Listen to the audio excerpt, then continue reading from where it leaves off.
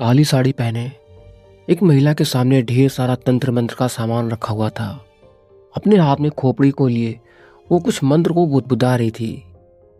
कुछ देर के बाद वो अपने बालों को खोलकर अपने सर को गोल गोल घुमाने लगी।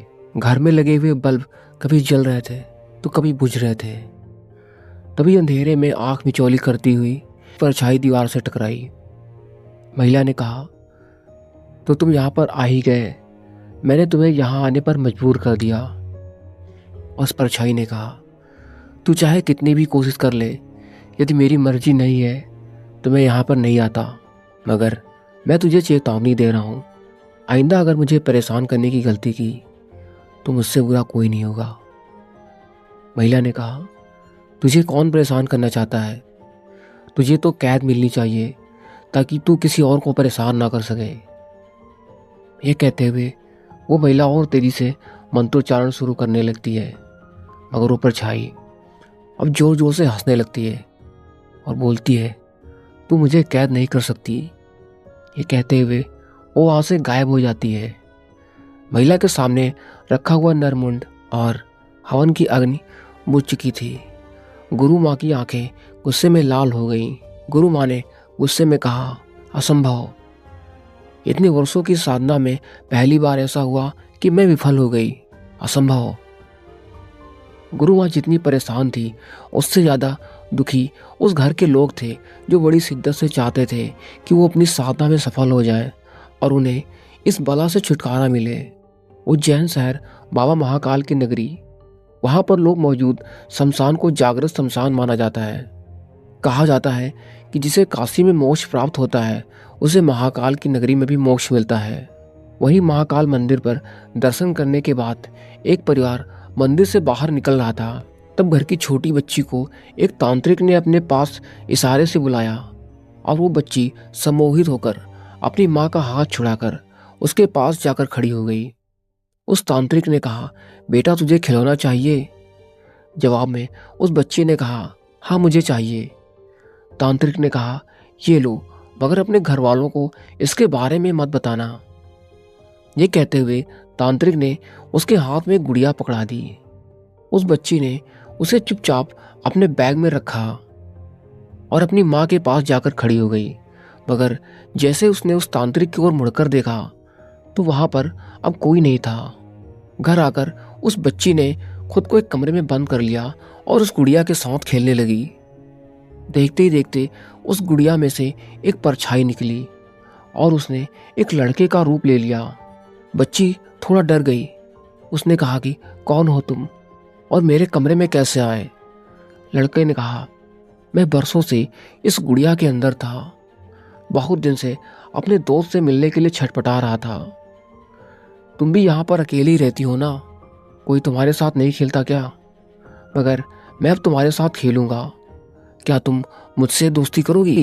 छोटी बच्ची उस लड़के की बात सुनकर बहुत खुश हो जाती है और उसके साथ खेलने लगती है। वो घंटों अकेले कमरों में खेलती रहती और उसकी माँ भी खुश थी क्योंकि वो अब अकेलेपन की वजह से उन्हें बार बार परेशान नहीं करती थी। फिर माँ ने कहा, बेटा खाने का समय हो गया है, कब तक अकेले खेलती रहोगी? यहाँ पर आओ। बच्ची ने कहा, नहीं माँ, मुझे और खेलने दो, मुझे परेशान मत करो। बच्ची की बात सुनकर माँ थोड़ा परेशान होने लगती है और उसके कमरे की ओर जाने लगती है। वहाँ पर उसे दो लोगों की आवाज़ आ रही थी। उस लड़के की माँ सोचने लगी कि घर पर तो कोई नहीं आया, फिर दो लोगों की आवाज़ कमरे से कैसे आ रही है। वो दबे पांव उस कमरे में दाखिल हुई तो वहाँ पर कुछ नहीं था और टीवी चल रहा था, मगर अपने दोस्त के अचानक से चले जाने से वो बच्ची नाराज हो गई। बच्ची ने कहा, मम्मी मैंने आपको मना किया था ना कि मेरे कमरे में मत आना, फिर आप क्यों आई? जाइए, मुझे आपसे बात नहीं करनी है और ना ही खाना खाना है। ये कहते हुए बच्ची का चेहरा पूरा सफ़ेद हो गया और आंखें एकदम लाल हो गई। उसने इतनी आसानी से अपनी मम्मी को कमरे से बाहर कर दिया, मानो उसके अंदर उससे भी ज़्यादा ताकत हो। उसकी माँ हैरान हो गई। उन्हें कुछ भी समझ नहीं आ रहा था कि वो क्या करें। वो अपने पति के आने का इंतज़ार करने लगी, मगर ऐसा लग रहा था कि आज उसका इंतज़ार कुछ ज़्यादा ही लंबा हो गया हो। रात के करीब 1 बज रहे थे, मगर वो अभी तक नहीं आए। शिल्पी ने कहा, मोहन कहाँ हो तुम? आज मुझे तुम्हारी सबसे ज़्यादा ज़रूरत है और तुम अभी तक नहीं आए। वो बार बार मोहन को फ़ोन लगा रही थी, मगर फ़ोन नॉट रीचेबल था। उसने ऑफिस से भी फ़ोन किया तो वहाँ पता चला कि मोहन ऑफिस से बहुत देर पहले ही निकल चुके हैं। शिल्पी एक तरफ गुड़िया तो दूसरी तरफ मोहन। मुझे कुछ समझ नहीं आ रहा है, एक बार और उसके कमरे में जाकर देखती हूँ।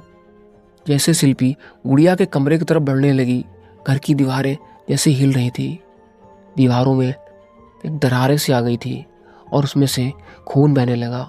वो देखकर डर के कारण एक ही जगह पर खड़ी रह गई, मगर उसे अपनी बेटी की चिंता होने लगी थी, इसलिए वो धीरे धीरे उसके कमरे की ओर बढ़ने लगी। शिल्पी ने कहा, गुड़िया बेटा कहाँ हो तुम, मेरे सामने आओ गुड़िया। बच्चे ने कहा, मम्मी मैं यहाँ हूँ, देखो मुझे। शिल्पी उस आवाज़ की तरफ देखती है तो डर के मारे उसके सांसें अटक जाती हैं। उसकी बेटी छत की रेलिंग से उल्टा लटकी हुई थी, उसका चेहरा पूरा बालों से ढका हुआ था।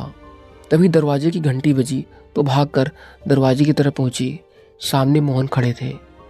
शिल्पी ने कहा, मोहन कहाँ थे तुम? आज तुम्हें आने में बहुत देर हो गई, और तो और तुम्हारा फ़ोन भी नहीं लग रहा था। मोहन ने कहा, मुझे घर में तो आने दो, फिर सब बताता हूँ। तुम इतना घबराई क्यों हो? मोहन को अपने सामने खड़ा देख शिल्पी का सब्र जवाब दे गया। उसकी आंखों में आंसू थे। उसने एक ही बार में शुरू से लेकर अंत तक सारी कहानी सुना दी। मोहन, ये क्या बकवास कर रही हो? हमारी गुड़िया के साथ ऐसा कुछ भी नहीं हो सकता। ये कहते हुए भागकर गुड़िया के कमरे में पहुंचा तो गुड़िया दीवार की तरफ मुंह घुमाए बैठी हुई थी।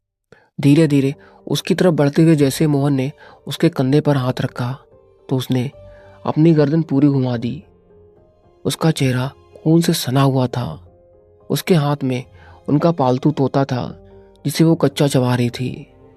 बच्ची, पापा आ गया, ये कहते हुए जोर जोर से हंसने लगी। मोहन डरकर शिल्पी के साथ उस कमरे से बाहर भाग गया। उन्होंने उस कमरे को बाहर से लॉक कर दिया और हॉल में आकर बैठ गए। मोहन, शिल्पी, अभी जो कुछ हमने देखा वो सच था या सपना? मुझे तो यकीन ही नहीं हो रहा। शिल्पी ने कहा, मुझे भी यकीन नहीं हो रहा है कि हमारी बेटी के साथ ये सब क्या हो रहा है। हमें जल्दी किसी को ढूंढना होगा जो हमें इस समस्या से छुटकारा दिला सके। मोहन ने कहा, अब तो गुरु माँ ही इस समस्या से बाहर निकाल सकती हैं। हाँ, कल सुबह ही मैं गुरु माँ को फ़ोन लगा दूंगा। बस आज की रात अच्छी तरह से बीत जाए। जैसे तैसे रात गुजर कर सुबह होती है। मोहन सबसे पहले गुरु माँ को फ़ोन लगाता है। गुरु माँ आकर सारी हालत देखकर पूजा की तैयारी करती हैं, मगर वो पूजा विफल हो जाती है।